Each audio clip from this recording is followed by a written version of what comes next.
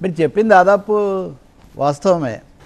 ఎందుకంటే జూబ్లీ హిల్స్లో ఎవరికి జూబ్లియేషన్ ఎవరికి హ్యూమిలియేషన్ అనేది చాలా ఎప్పుడు లేనంతగా ఒక ఉప ఎన్నిక పరిధిని మించి ఇది జరుగుతుంది. బీఆర్ఎస్ గెలిస్తే ఏమవుతుందని మీరు ప్రశ్న వేశారు. బీఆర్ఎస్ గెలిస్తే నిలుస్తుంది. వాస్తవంగా నిలబడడానికి సంబంధించిన వాళ్ళకు ఒక అస్తిత్వ మనుగడకు సంబంధించినటువంటి సమస్య. కాంగ్రెస్కు సంబంధించి ప్రధానంగా రేవంత్ కోణం చాలా ఎక్కువగా ఉంటుంది. రేవంత్ నాయకత్వం మరింత దృఢపడటం అది జరుగుతుంది.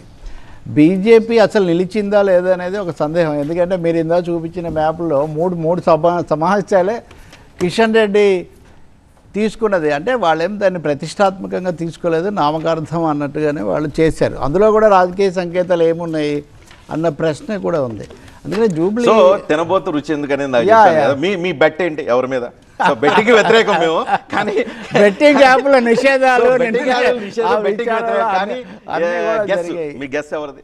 ఎందుకు నాకు మళ్ళీ ఎగ్జిట్ పెట్టదు, అయిపోయింది కదా. అంటే మోస్ట్లీ పబ్లిక్ పల్స్ ఇప్పటివరకు చూసింది ఇదంతా చూస్తే కాంగ్రెస్ పార్టీకి ఒక అడ్వాంటేజ్ ఉన్నట్టుగా కనిపిస్తుంది. అంటే ఎగ్జిట్ పోల్స్ అవన్నీ ఇచ్చారని చెప్పి కాంగ్రెస్ పార్టీ లేదు, కాంగ్రెస్ పార్టీ లేదు. అంటే ముందు నుంచి కూడా ఆయన సోషల్ కన్సాలిడేషన్ కోసం ఆ గ్రూపులు కానీ, ఇప్పుడు ఎంవై అంటారు చూడండి బీహార్లో, అది మన బీహార్ తర్వాత వస్తారు కదా, ముస్లిం యాదవ్ అన్న దాన్ని మహిళలు యూత్ అని మార్చినటువంటి ఒక ఇది మీకు ఇక్కడ కూడా అది కనిపిస్తుంది. అయినా నవీన్ యాదవ్ సెలెక్ట్ చేయడం, అంతకుముందు అక్కడ పోటీ చేసిన ఆయన.